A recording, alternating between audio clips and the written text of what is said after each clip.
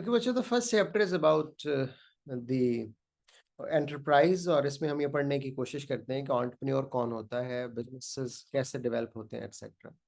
The topic starts with the basic concept of the nature of the business activity, और उसका जो पहला topic है वो एंटरप्रेन्योर के मुतालिक है। तो हम ये जानने की कोशिश करते हैं कि एंटरप्रेन्योर कौन लोग होते हैं। Entrepreneur is a person who innovates a new idea, who generates a new idea always. ठीक है, and he takes risk on that idea. For example, हमारी क्लास में कौन कौन लोग हैं जी? अहमद काशिफ ने ये सोचा कि देयर इज अ स्कूल, और स्कूल के सामने कोई क्लोथिंग शॉप होनी चाहिए। That is an innovative idea, अगर वहाँ वो पहले नहीं थी, और वो जो स्कूल यूनिफॉर्म सेल करती हो, और वो जो स्टेशनरी भी सेल करती हो, और स्कूल्स के एटसेट्रा जो और रिलेटेड चीजें हैं वो भी सेल करती हो। तो that's a different and unique idea. वो वहाँ शॉप खोलता है बिकॉज सुबह स्कूल जाते हुए और फिर पेरेंट्स बच्चों को पिक करते हुए they can develop the habit of shopping from there, और idea will get successful. This is entrepreneurs work. Innovation का ये मतलब नहीं है कि हम कोई ऐसा बिल्कुल कोई स्काई रॉकेट आइडिया लेके आ जाएंगे कि जो उसके अलावा कुछ नहीं दुनिया में, उससे मिलता जुलता भी कुछ नहीं एग्जिस्ट करता होगा। This is not the case.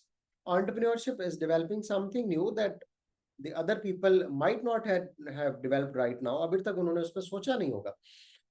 या उससे मिलते जुलते आइडियाज होंगे, लेकिन आपके आइडिया में कोई ऐसी यूनिकनेस होगी जो बाकियों के आइडियाज में नहीं थी।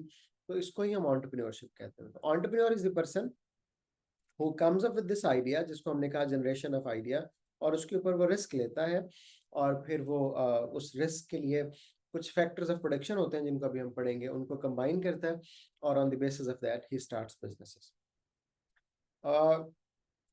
कोई भी एंटरप्रेन्योर जब बिजनेस शुरू करता है तो उसके पास प्रोडक्शन की कौन कौन सी चीजें होती हैं, what he can produce basically. किसी भी एंटरप्रेन्योर के पास चार चॉइसेस होती हैं।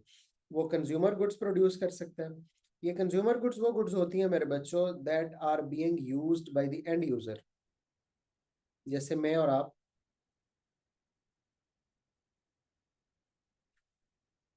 जो कॉपीज इस वक्त आपके पास होंगी जिस पे आप लिख रहे होंगे वो कंज्यूमर प्रोडक्ट है। ठीक है, क्योंकि वो आपने खरीदी और इस्तेमाल के लिए आपने you have purchase that. Then we have capital goods. ये वो गुड्स हैं जो कि कंजम्पशन के लिए नहीं बल्कि फर्दर प्रोडक्शन के लिए बाय की जाती हैं, जैसा कि रॉ मटेरियल। अब जो कॉपीज आपके पास हैं उनका जो पेपर है that is not a consumer good, क्योंकि वो आपने बाय नहीं किया। पेपर किसी जो स्टेशनरी और कॉपीज प्रोड्यूस करने वाली फैक्ट्री है उसने बाय किया है, और उसकी बेसिस पे उसने कॉपीज बनाई। इसी तरह जो वहाँ पे मशीनरी है उस फैक्ट्री के अंदर जहाँ वो पेपर प्रोड्यूस हो रहा था या कॉपीज प्रोड्यूस हो रही थी, that is also called capital good और दी प्रोड्यूसर गुड्स। तो ये वो वाली गुड्स होती हैं जो कि फर्दर प्रोडक्शन में फैसिलिटेट करती है। इसी तरह another choice that we have is called consumer services, the services that are rendered to the end consumer. जैसे कि मैं आप लोगों को पढ़ा रहा हूँ, तो जो सर्विसेज मैं आपको दे रहा हूँ that are called consumer services. इसी तरह आप बार्बर के पास जाते हैं बाल कटवाने के लिए, दैट इज कंज्यूमर सर्विस। आप डॉक्टर के पास जाते हैं एज अ पेशेंट, तो वो कंज्यूमर सर्विस दे रहा होता है डॉक्टर आपको। इसी तरह कैपिटल सर्विसेज भी होती हैं। ये वो सर्विसेज हैं जो प्रोड्यूसर को दी जाती हैं।